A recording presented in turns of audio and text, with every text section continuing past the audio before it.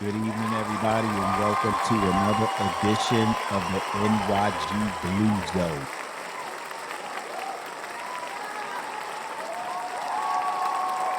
So glad you guys could join us tonight.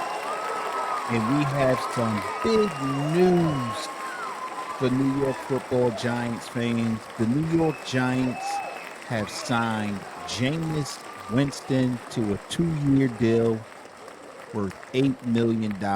It could go up to as much as $16 million if he reaches certain benchmarks. And I, for one, don't feel bad about this decision at all. I think Jameis Winston, first of all, I don't know that this means that the Giants are moving away from trying to sign Aaron Rodgers. I don't know that at all. But what I do know is it certainly does put an end to the Russell Wilson potential signing. I also, my perspective, a lot of the different beat writers out there and people who do this for a living professionally still think that Aaron Rodgers has the potential to be signed by the Giants, that they're probably still entertaining signing him. I have a completely different perspective and a different take on it. I don't think they're looking at Aaron Rodgers at all at this point. I think with some of the signings that they made this week, bolstering their receiving core, and the fact that they're saving so much money by signing Jameis Winston to a backup quarterback deal, as opposed to all of the capital that they were going to spend on Matthew Stafford and subsequently Aaron Rodgers, I really think the Giants are gearing up to go all in on drafting a quarterback, even if it means backing the truck up and giving up a lot of draft capital to get the guy that they want. I know everybody's saying, myself included, Stella has said it, Moo has said it, Quan has said it, Cam Ward is that dude. And it looks like Tennessee is going to be targeting him for sure. Potentially, even if Cam Ward is the guy that the Giants want, and we don't know that. The Giants may be looking at Jackson Dart, Shador Sanders. They may be looking at Jalen Milroe. We don't know. But regardless of which one of these draft prospects they're looking at, that's where I think they're going to be spending their money and their energy at this point. I don't think they're thinking about Aaron Rodgers. Aaron Rodgers made a trip out to Pittsburgh to visit with the Steelers. It's supposed to be, I don't know, a trip that's going into the weekend. That tells me that they're really working on hammering out a deal with him to be their starting quarterback, at least for the next year or two. And the Steelers aren't in position. They could draft one of these other prospects later on, like a Jalen. Maybe they will be looking to draft Milroe, but they did sign Mason Rudolph. So I don't know. And then the Cleveland Browns, they brought Kenny the Glove Pickett, Super Bowl winning quarterback, who was the backup for the Philadelphia Pigeons this past year. They brought Kenny the Glove Pickett in. They gave Myles Garrett a ton of money. Do they still believe in Deshaun Watson? Probably not even going to be ready for the start of the 2025 season. What quarterback do they have on their roster? So they may be looking at signing. I don't know what the Browns are going to try to do. I really don't know. But I think the New York Giants signing Jameis Winston to a 2-year deal solidifies that they're about to back up the truck to move up to ensure that they sign either Cam Ward or Shador Sanders. Don't get me wrong. If they don't sign either one of these guys, there's some great consolation prizes to sign it with the third overall pick.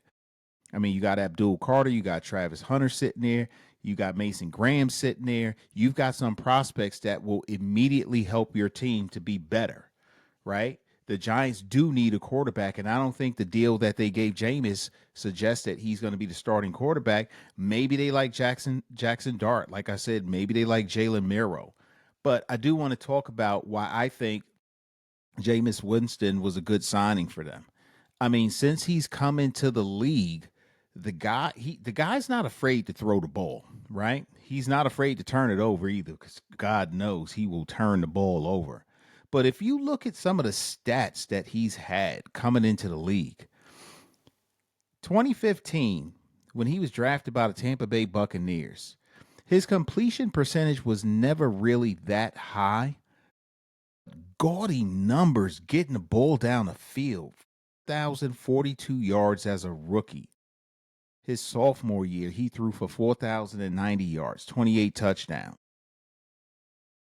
The year after that, his third year in the league, 3,500 yards. His fourth year was a down year for him. I think he was dealing with some injuries that year, actually, because he only threw for 3,000 yards, 19 touchdowns.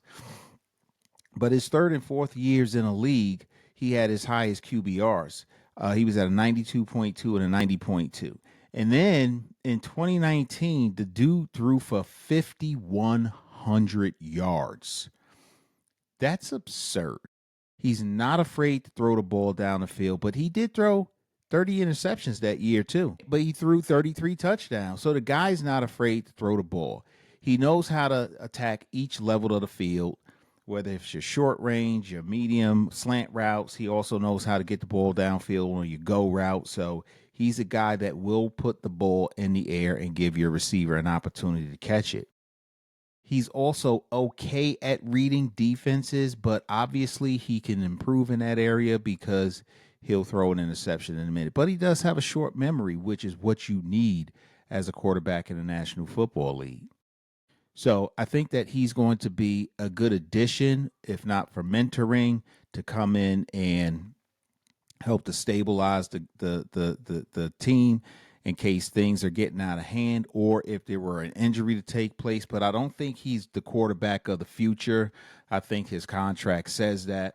I think that he's going to be a good addition to the locker room also. He is just he's got an incredible personality, this guy. I mean, everybody who spends any time around him likes the guy a lot. So I do like him coming on. My thoughts are, if the Giants are still going to draft a quarterback, and I think that's the direction that they're going, and your guy is there, and I've said this before, back the truck up, right? If you know your guy is there, and I think that, I don't know who they want. I think Cam Ward is better than Shador, but if that's who you want, and you want to really make a strong push to Tennessee to get your guy, then make it as attractive as you can, because there are other people who may be competing with you in draft capital to move up to number one as well. I think what the Giants has that other teams do not, and obviously Cleveland's not going to be moving from their spot, unless, who knows, Cleveland might say, you know what, Cam is the guy we want. Let's trade up with Tennessee to get Cam Ward. We don't, and then Tennessee may be looking at Shador Sanders, or depending on how much Cleveland is ready to give up to move to one spot, they might say, you know what, we could just stack pieces and draft a decent quarterback later on in the draft. We don't know, but my thoughts are the Giants are really positioning themselves to draft either Cam or Shador, and they're going to make it very attractive for either Cleveland or for Tennessee to say, you know what, we didn't want to move, but with all that you're offering, I'm willing to take it. I'd give up, obviously, this year's third overall pick. I'd give up a third round pick and next year's one. And I want to know what you guys think. What would you give up if Cam's your guy and you want him?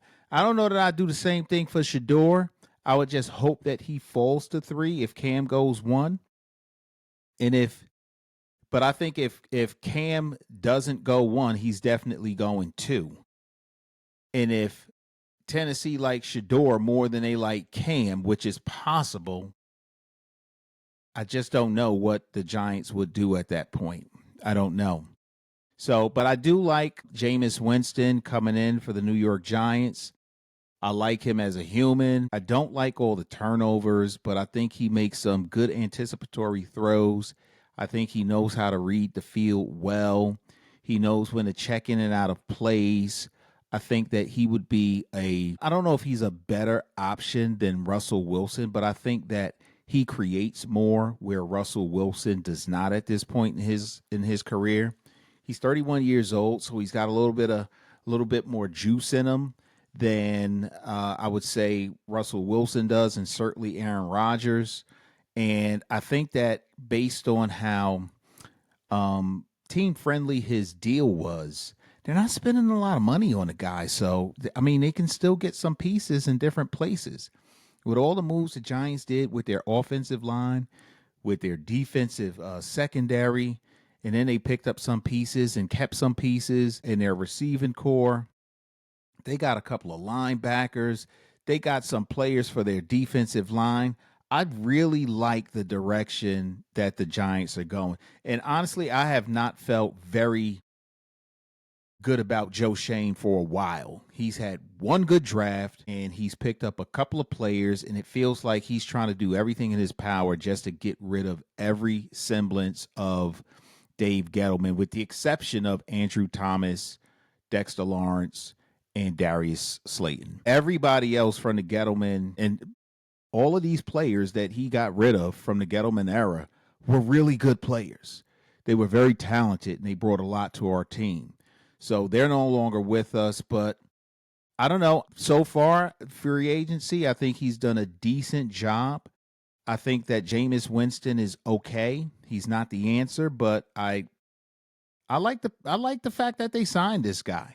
I also like the fact that we got off the merry-go-round with Aaron Rodgers. That's what I'm thinking. Other people are saying, no, he's still an option, that the Giants are still looking at him, and if he becomes available, they're going to sign him. And I don't know. He spent a lot of time in Pittsburgh. And personally, if I was Aaron Rodgers, I would probably go to Pittsburgh also, because there's a little bit more upside only because of how far they went last year.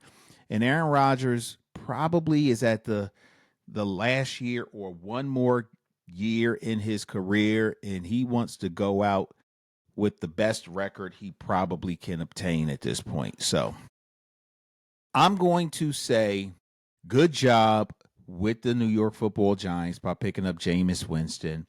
I'm excited. If for nothing else, he's going to make watching Giants games fun. Post-game interviews fun. Training camp is going to be fun. He's going to get the ball down the field and put it in Malik Neighbors' hands. He's going to do things that we haven't seen done in New York for a while, given the opportunity to play. Because like I said, he's probably going to be the backup. But he's going to get a lot of playing time also. So we'll see what happens. And on that note, I'm going to thank you guys for spending some time with us. Don't forget to like us, subscribe. You can find us on TikTok. You can find us on Spotify, wherever you listen to your podcast. Like, subscribe, check us out. Keep coming back and seeing our different podcasts. We're going to have merchandise soon, and keep delivering content, all New York Football Giants. And what I'm going to do now is I'm going to leave you guys with some of the funniest takes from Jameis Winston over the past number of years, and enjoy it. And we'll see you guys again on the next show. Peace out.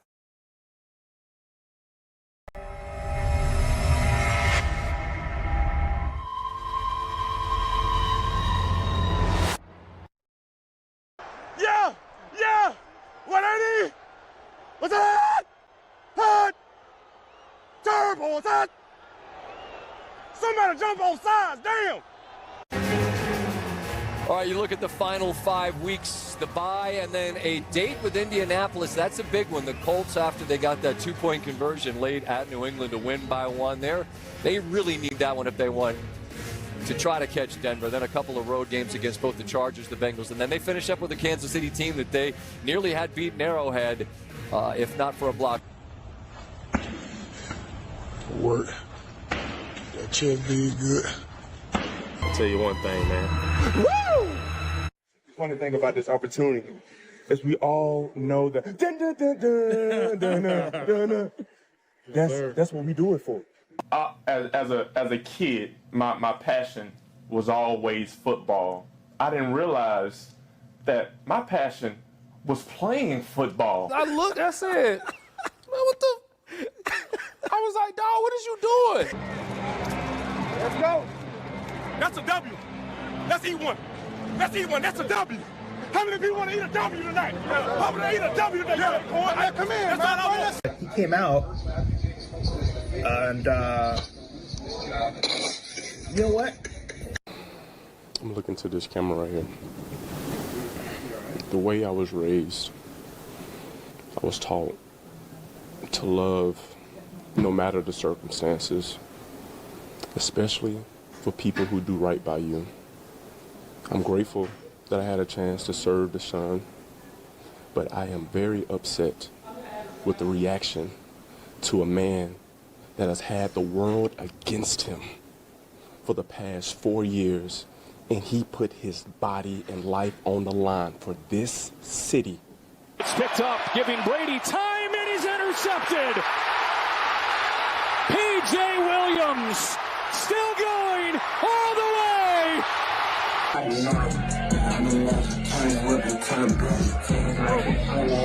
What could be the start of what you said is something special moving forward?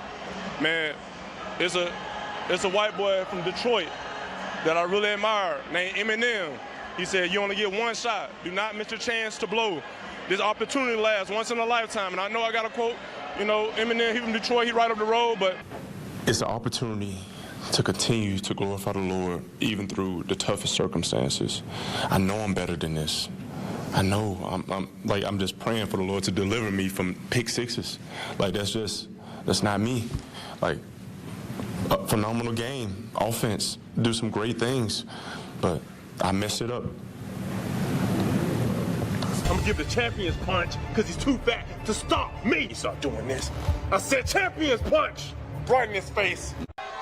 And we back again out here playing some football on Thursday night. Yes, yes, oh my gosh. And we out here, we outside my first snow game. Let's get it. You know, there's a lot of factors that cause you to not be successful, and as we watch this touchdown. Oh man, that's. And I asked the guys, I said, guys, like, what do you want to do? Yeah. We know how much Jamal means to this team, and I understood from DA's perspective, so I give him that. Yeah. But DA didn't condone that at all. Yeah. You know, he didn't. However, we decided as a team to do it, and man, we got an interception to the 1 yard line. Yeah. You know, like, yeah. So if we would have scored, would it still would have been disrespectful? Right. You know, so Tyron wasn't in on it, was he? Weather conditions tonight. We're expecting winds up to 15 miles per hour in a wintry mix. How will that impact your ability to throw the ball? I am so happy and grateful that the Lord has blessed me to play in some snow, to be in true football weather in Cleveland, Ohio at Huntington Bank Field today to give him the glory. It's a beautiful day. Sure feels like you're playing in the AFC North. It is. It's magical. Thank you. every single day, regardless of your perception, regardless of what you thought should happen with him, he committed every single day that I've been here to be the best that he can be for this team.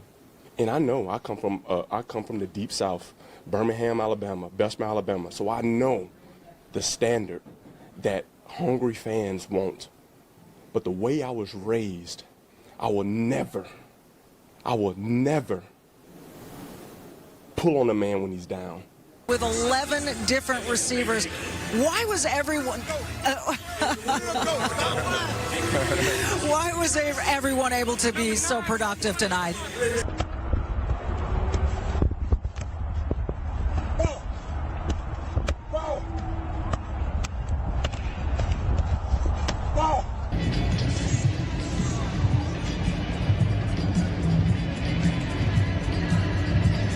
Where was the pain, Jameis?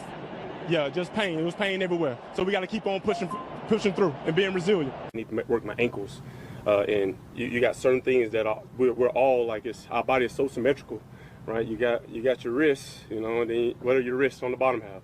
Your ankles, you got your shoulders up top. What are your shoulders? Your hips. You know what I'm saying? You got your elbows. What are your elbows? Your knees, right? Like so. It's symmetrical, and you just got to work different parts. J-Boo. Now the J-Boo, this Sunday, the tussle in Tampa. You and The Undertaker defending these belts against the Hulk and Rikishi. What's going to happen? I'll tell you what I'm going to do to him. When I see that Rikishi, you know what I'm going to do to him? I'm going to look at him because he's too fat to stop me. P-O-P-E-Y-E-S. That's 7 letters.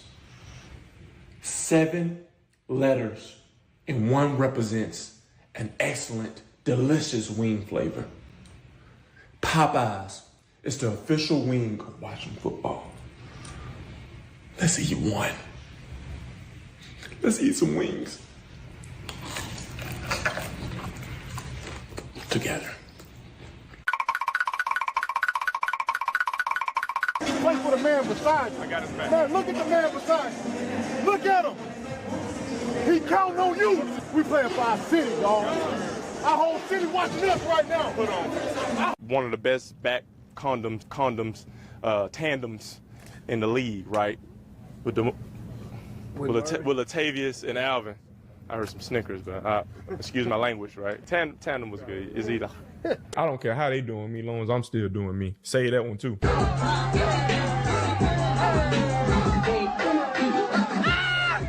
I don't care about those big old, muscular, shiny, oiled up abs. Let me ask you. Arms. That everyone inside this building believes that this is the time you guys can turn it around. What's been the message? Unwavering faith, ultimate belief, depending on the Lord. That's all we got.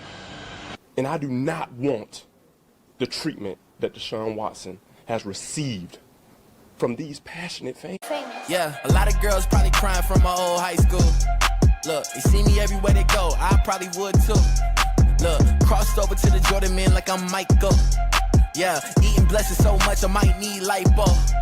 Yeah, tailored for the doves like I'm walking in chucks. Yeah, it's just in this plan, man, I see all y'all shook. Look, knew that I was great ever since I was a rook. Man, all y'all singles making me look good. Okay, praise to the Most High, yeah, that's Jesus. Look, but when it come to this rap thing, I can't lose. Yeah, back-to-back number ones, that's the thing greats do. Yeah, tell them boys that ain't nothing I can't do. It's my year. It's my year. Look.